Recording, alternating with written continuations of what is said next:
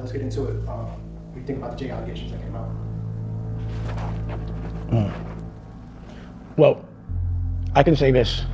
I've been looking at the news, and a couple weeks ago I saw that, that attorney had got sued for extortion. And I saw the lawyers that were on the case, and I saw that Alex Shapiro, so whatever his name is. So I was like, damn, homie might be jammed up or be a part of that. But I didn't think too much of it.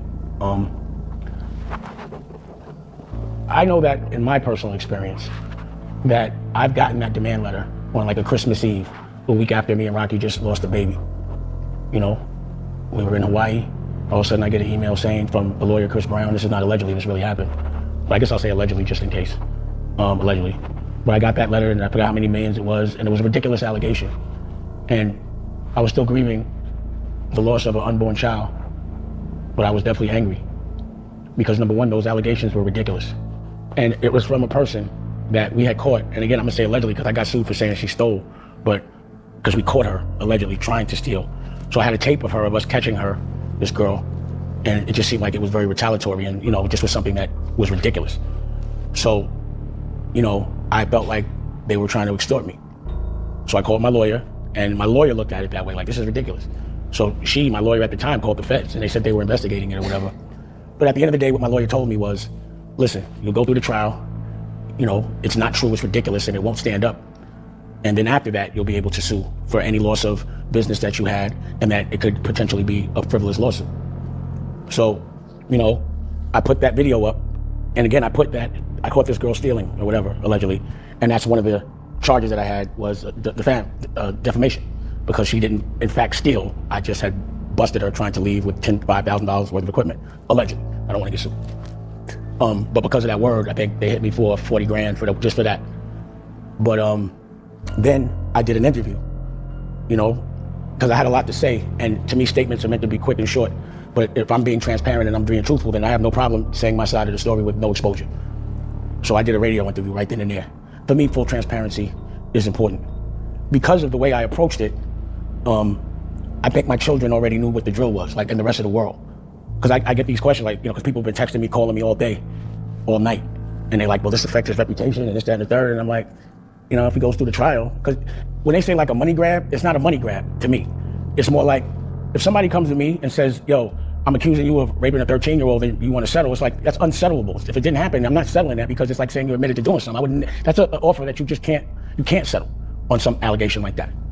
You got to take that to trial, to me. That's how I would look at it. So I don't think this lawyer came with the intention of thinking that, someone like Homeboy was going to settle. And then you have to actually prove it. So what happens is, and this is from my personal experience, first they try to dismiss it, but that never happens. It's just, to me, a procedure so lawyers get paid. And then you have to have discovery, and then there's the deposition. So there's where it could be problematic, because either way, if this case goes forward, there will be a deposition. And that's where you can ask that person anything about anything, and that's where a lot of other things can happen, and you can't lie. Because that's the purpose of a deposition, is if you say something that's not true and then they prove it, now your word is discredited. You impeach yourself. So that's the purpose of a deposition, to get you to say something on paper and say something different in the courtroom. And then that's what happens. And that's where things can get tricky. So for me personally, I've gone through that, where I've been accused and then go through a whole trial, and in the trial it just doesn't stand up. It falls apart. If you're lying, it just comes out. At least that's what my experience has been. But it's definitely traumatizing. Like my girl, in my situation, they accused my girl as well, just because they were trying to get in her pockets, allegedly. So I know that the toll it took on my girl, because she never went through nothing like that before, And then I remember back to, me being accused of something, again, it was on the cover of the New York Post, and me talking to my son, and it was the first time he was like, yo, you ain't gotta take me to school today. Like, I remember that conversation, and me saying, yeah, I don't wanna bring that attention to you, you don't deserve it, but bottom line is it wasn't true. So being in the public eye means you have the exposure, because unfortunately, anyone can accuse you of something and you have to go to court. But it does have to stand up. And if you lose $1 because of that false accusation and it becomes frivolous, then you have a potential lawsuit against the person that brought one to you. It's just a patience thing and the tolerance to go through. But it's like, I don't want to say it's part of the game, but unfortunately, like, it happens a lot, these accusations. So, for me, I can't remember 2000, that MTV. I'm trying to think, like, what party? This is me now personally, like, I don't remember, so I don't know. I would always think and try to give people the benefit of the doubt. But on a personal level, I can't remember. I don't remember being at that party. I remember that outfit with J-Lo and Puff with the white t-shirts and watching that on TV. But I don't remember going to the party, but I could be wrong. But I haven't seen pictures. If I know my outfit, I usually know what I did. I can remember based on my outfit. That gives me sort of context. But I don't see that. So I don't know. I was definitely surprised at the long statement because, you know, I've been to court with homeboy and he doesn't say anything. He never responds. He has his lawyer speak. So I know that it must bother him because he actually said something in the length of the statement, you know. And it was funny because Honor Up just came out the night before and I'm hearing words like honor in the statement. But again, you know, for me, I have nothing to do with it, and I'm trying to like look at it objectively like everyone else is. So for me, it's like, of course, people are going to be like in the bots, the stupid ass bots, and people that are just like, I don't know, but they're going to be always talking about him again. But right now, the whole world is talking about him every day, all day.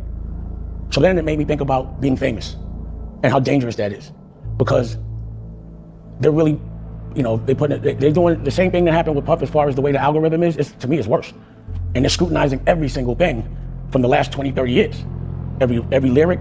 I've been sensed up. They take the statement and put it in AI. I'm seeing Forbes flip. It's like, it's just, people could love you one day, but they just love that to really hate you so much more. And that was a person that I was like, he can't do no wrong. I know, because, you know, for some reason, every single thing I say is considered smart except when it comes to him. I'm smart about everything but that. So I'm like, I mean, all right. And I'm not saying, because again, I have no idea what happened there. And I'm hoping everything is where, I would prefer that no one got hurt, to be honest. But I didn't think that they would flip on him like that. And it's crazy. And then I'm like, yo, how does TikTok and all these people that, like they say, sound crazy, like Cat Williams is looking like, because not to say things are true, but he said things would be exposed. So he's really looking like a fortune teller. And you know, like Jaguar and all that, like, regardless, it's like, why are the people that are looked at to be imbalanced saying these things and then they're actually happening? Like, how is TikTok, pause. How is TikTok? Like, I'm looking at TikTok and it's like, yo, they've been prepping this moment for the last 6 months. TikTok has been literally saying that this was going to happen, and then it happened. And I'm like, that's crazy. Like, are these people that are looked at as imbalanced, are they really like prophets? And when I say prophet, because again, I can't know that what they're saying is true, but what they said was going to happen as far as exposure and people being accused of allegations, it's all been 100. They always said Homeboy was next. A week ago, I did an interview, and you know, and they asked me about, like, what do you think about them saying Jay's next? And I'm like, I don't really care. You know, but of course, as a human being, I'm like, I wonder what's going to happen. And then I was like looking again when I saw the initial extortion case. What was said was that multiple lawsuits were threatened, and it included men and kids and all types. So I'm like, you know, for me, just based on what I'm seeing, it must mean, you know, they're lining them up for more lawsuits. At least that's what it looks like based on that paperwork. And I'm like, I really didn't think. It's just crazy how one day everything, it's like, this is like the epitome, it was all good just a week ago. And, you know, I just never seen Homeboy explain himself, ever. So that was different for me.